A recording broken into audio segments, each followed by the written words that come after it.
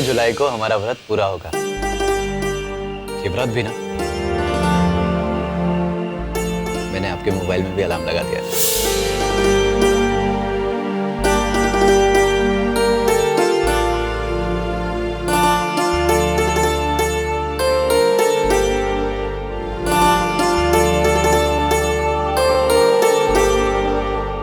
एक पति का पहला धर्म होता है अपनी पत्नी को खुश रखना। जहां मैं नाकामयाब रहा, जब तक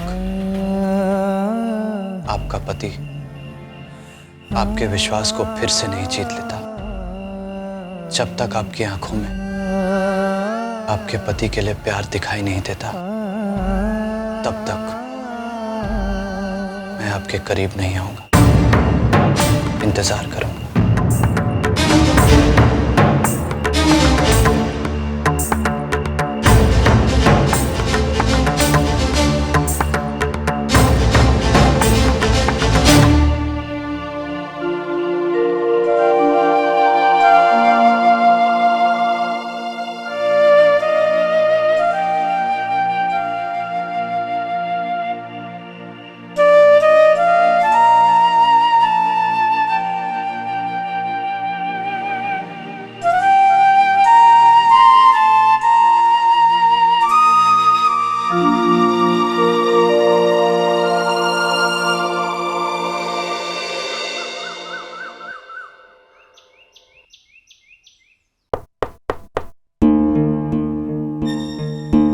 देवरानी जी, दरवाजा खोलिए।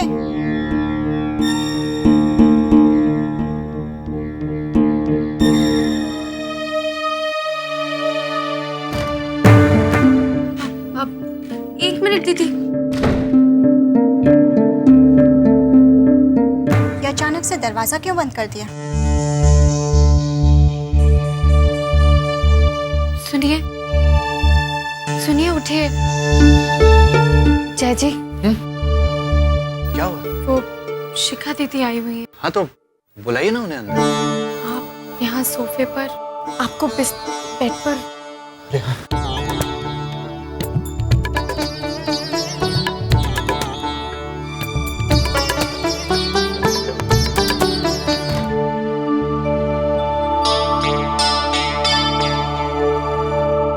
दोपहर में स्वामी जी आने वाले हैं।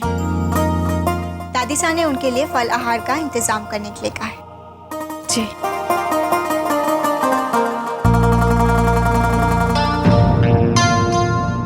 ये रजाई यहाँ सोफे पर क्यों पड़ी है? झगड़ा उगड़ा तो नहीं कर लिया है देवर जी से? और उन्हें सोफे पर।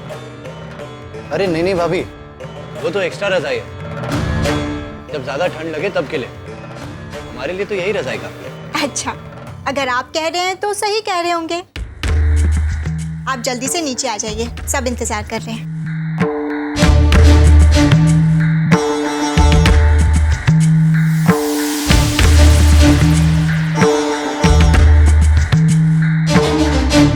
सारिका के एक दिन के इलाज ने हमारी सारी खुजली खत्म कर दी। भाई आज से तू जो कहेगी ना मैं वो करूंगी। भाई मारे को भी रोज शाम को सर में दर्द रहता था। सारिका ने शीर्षासन बताया, तब से बाम लगाने की भी जरूरत ना पड़े है। कुछ सोचना पड़ेगा यार गुट्टन, सारिका को कॉलेज कैसे भेजें? अरे भैया जी, मुझे तो दूर दूर तक कोई रास्ता ना नजर आ रहा। अगर बात सिनेमा की होती तो छिप छिपा के देख भी आते, लेकिन भैया जी 4 साल तक कॉलेज। अब एक गधे में सारिका को सबकी मर्जी से कॉलेज भेजना चाहता हूँ, छुप छुपा के नहीं। पर माँ को समझाना तो कुछ समझ में नहीं आ रहा यार गुट्टन। भैया। अरे गुट्टन, मैं तुझे बाद में फोन करता हूँ। अरे कोमल, तू यहाँ? ऐसे ही राकेश जी भी आए, चलिए ना नीचे। रुक ना, यहीं बैठकर बात करते हैं। वैसे भी बहुत दिन से तुझसे कोई बात नहीं हुई है। चल भाई। भैया सब ठीक है ना? हाँ रे, सब ठीक है। तू बता कैसे आना हुआ और जीजू के साथ कैसी चल रही है? फैंटास्टिक। सासू माँ, आपके घर की पूड़ियों का जवाब नहीं। ये कहिए कि सारिका के हाथों का जवाब नहीं। रसोई इसने पूरी तरह से संभाल ली है। मैं तो बस आप लोगों से मिलने चला आया। दरअसल हम शाम को दिल्ली जा रहे हैं। मतलब कोमल भी साथ जा रही क्या? जी हाँ, 1 हफ्ते के लिए। मुझे फैक्ट्री के काम से जाना ही था, तो सोचा कोमल को भी साथ ले जाऊं, उसका घूमना फिरना भी हो जाएगा। ये तो आपने बहुत अच्छा सोचा। और मैं एक बात बताऊं, कोमल जब भी दिल्ली जाती है बहुत खुश होती है, क्योंकि उसकी सारी इच्छाएं वहां पूरी हो जाती है ना। इच्छाएं? कैसी इच्छाएं? वहाँ मैं अपनी मर्जी से घूम सकती हूँ। मैं जीन्स टॉप पहनकर घूम सकती हूँ। देर रात तक राकेश जी के साथ घूम सकती हूँ। ससुराल में 9 बजे तक घर आना पड़ता है, 10 बजे सो जाओ और फिर सुबह उठकर काम। बाहर जाती हूँ तो ससुराल के नियम कानून से ब्रेक मिल जाता है।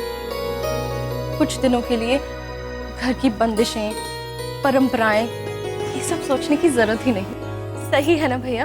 अगर आप घर पर कुछ नहीं कर सकते तो कोई बात नहीं, घर के बाहर निकल जाओ।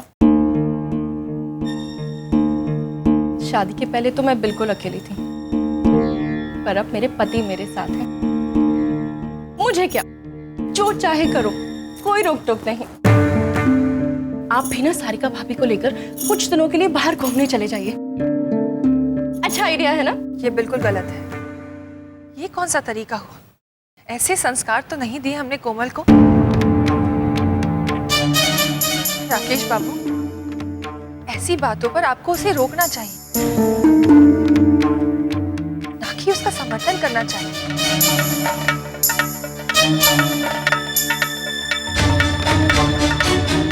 ये मैं क्या सुन रही हूँ कोमल? अरे नहीं नहीं सासू माँ, मैं तो बस थोड़ा हंसी मजाक में कह रहा था। मजाक एक सीमा तक ठीक होवे है राकेश बाबू। क्या हुआ माँ? राकेश बाबू ने मारे को सब कुछ बता दिया। गलत है ये कोमल। मैं कभी ना चाहूंगी कि तू अपने ससुराल वालों से किसी भी तरह का झूठ बोले। दिल्ली जाकर तू छोटे छोटे कपड़े पहनती है, देर रात तक बाहर घूमती है। कोमल, हमारे ससुराल वाले तुझ पर कितना विश्वास करते हैं, हमारे को कितनी इज्जत देते हैं, भरोसा करते हैं तुझ पर। तू अपनी छोटी छोटी इच्छाओं के लिए उनसे झूठ बोल रही है, उनका भरोसा तोड़ रही है। तू उस घर की बड़ी बहू है, अगर तू झूठ बोलेगी तो थारे को देखकर दूसरे लोग झूठ बोलेंगे, परिवार टूटेगा।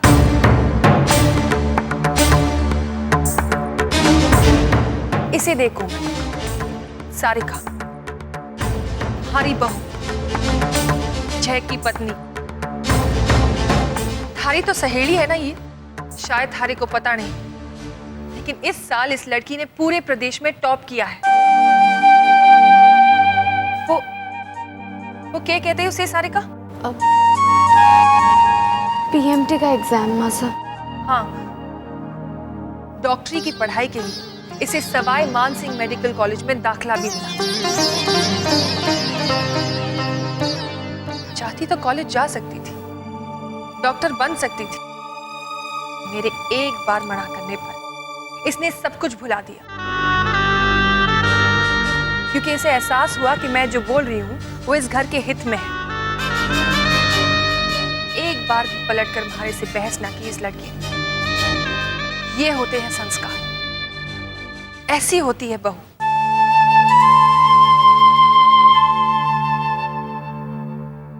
और तू? नहीं नहीं मासा, कोमल भी आपकी हर बात मानती है। अब आपने कह दिया तो ऐसा दोबारा कभी नहीं करेगी, है ना कोमल? राकेश बाबू, मैं आपसे बड़ी हूँ, इसलिए समझती हूँ कि आपको समझाने का हक है हमारे को। कभी अपने माँ बाप से झूठ मत बोलिएगा, हमारी बेटी के लिए भी नहीं। दामाद जी, संतोष भाभी बिल्कुल ठीक कह रही हैं। घूमने फिरने जाइए जरूर, लेकिन सब कुछ जो है अगर मर्यादा में रहकर होवे तो अच्छी बात, परिवार की सहमति के साथ। अच्छा तो हम चलते हैं, गल्ले पे जाके बैठना है भाई साहब। चलो चलो। अच्छा बाबूजी, प्रणाम। प्रणाम अम्मा जी।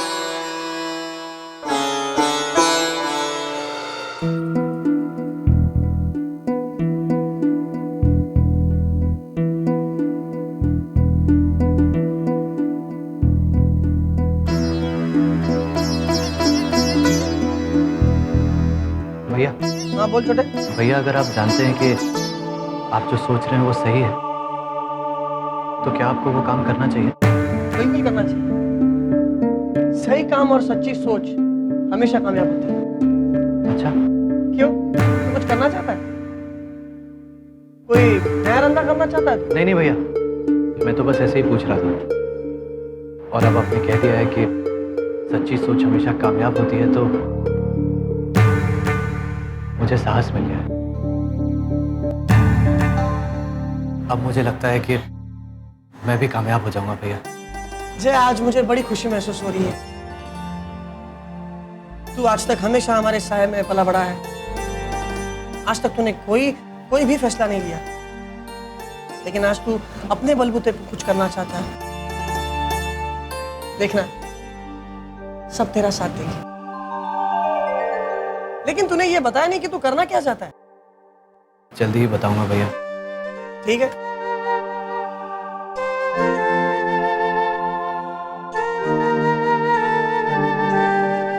संतोष की बातों का बुरा ना मानना दामाद जी, इसने तो वही कहा जो सही है। अरे आप ये कैसी बात कह रही हैं दादी साहब? आप लोग बड़े हैं, आपको पूरा अधिकार है हमें डांटने का, हमें समझाने का। मूड मत खराब कीजिए ननद जी। इस घर में तो हर किसी की तुलना की जाती है सारिका से। सारिका ये, सारिका वो, सारिका ऐसी, सारिका वैसी। मासा पर तो जैसे जादू कर दिया है इसने। इसकी तारीफ करते नहीं थकती। खैर, जाने दीजिए। हम सबको तो अब आदत पड़ गई है। पर आप तो कभी कभी आती हैं यहाँ पर। थोड़ा बहुत अजीब तो लगेगा आपको, पर कोई बात नहीं, धीरे धीरे आपको भी आदत पड़ जाएगी। मुझे ऐसे कोई आदत नहीं डालनी है भाभी। और वैसे भी अब मैं थोड़े दिनों के लिए यहाँ आऊंगी ही नहीं।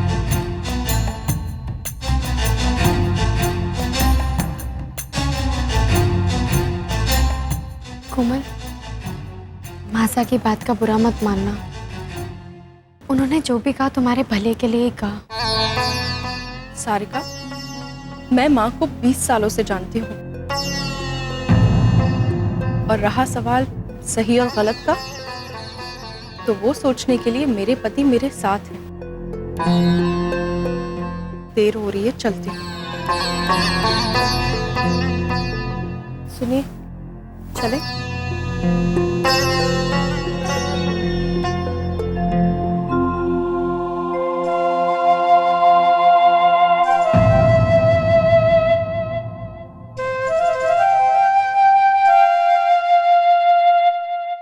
चलो, दूर ही सही, पर लगता है कि मेरी ननद मेरे साथ हो गई। सारिका, स्वामी जी किसी भी समय आते होंगे। आज उनका व्रत है, उनके लिए फलाहार तैयार है ना? जी।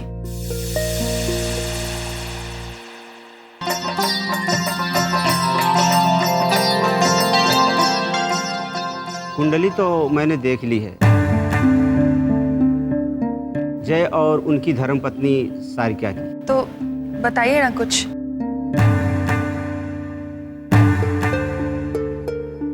जय ने इतना बड़ा झूठ बोला कि मैं घबरा गई थी।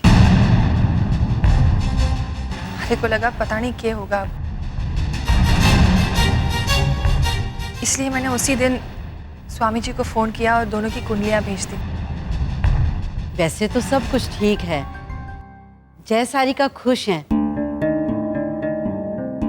लेकिन आप कुछ कह देते हैं तो तसल्ली हो जावे हमारे को। क्यों संतोष? देखिए, आप सबसे हमारा सालों से संबंध है, इसलिए मैं आप सबसे कुछ छिपाता नहीं। समस्याएं तो दिख रही हैं। कुंडली के अनुसार आपके बेटे बहू के बीच में कुछ समस्याएं हैं। शायद मेरा शक सही है। कुछ तो है दोनों के बीच जो पति पत्नी जैसा नहीं है।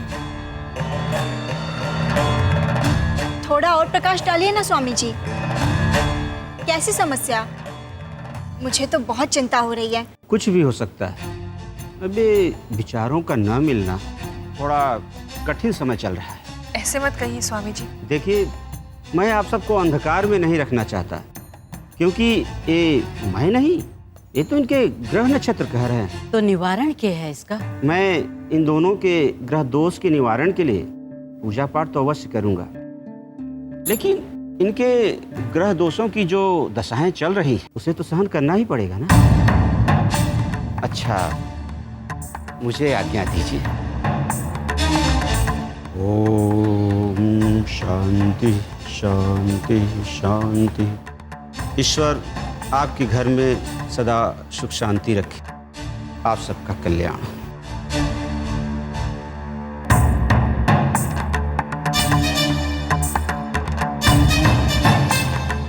माँ साहब, अब तो सब कुछ ठीक है।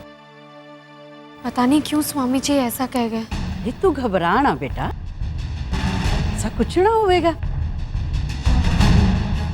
अरे बीच में जो थोड़ी बहुत परेशानी आई थी ना, उसी के बारे में कह रहे होंगे।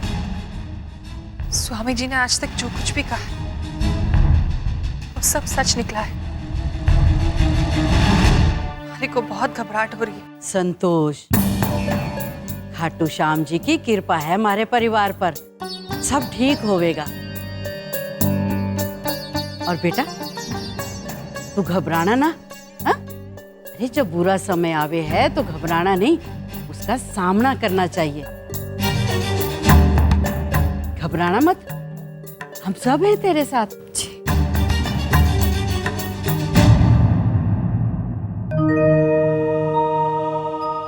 जय, तू तो आदेश के साथ गया था ना, यहाँ कैसे?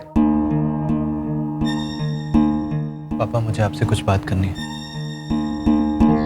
जय, अगर तुम्हारे से सारिका की पढ़ाई के बारे में बात करने आया है, मैं थारे से कह चुका हूं कि मैं कुछ नहीं कर सकता। पापा, आप कुछ नहीं कर सकते हैं, लेकिन मैं तो कुछ कर सकता हूँ ना। क्या करना चाह रहे हैं? पापा, आप अपनी जगह पे सही हैं, माँ भी अपनी जगह पे सही है, लेकिन मैं इस घर का बेटा भी हूँ और किसी का पति भी। एक पति ने अपनी होने वाली पत्नी से वादा किया था कि वो पढ़ेगी, इसलिए आज इस पति ने एक फैसला किया है। पापा, क्या फैसला लिया तूने? मुझे हर हाल में सारिका को कॉलेज भेजना है। पापा, अपनी की हुई गलती को सुधारना है।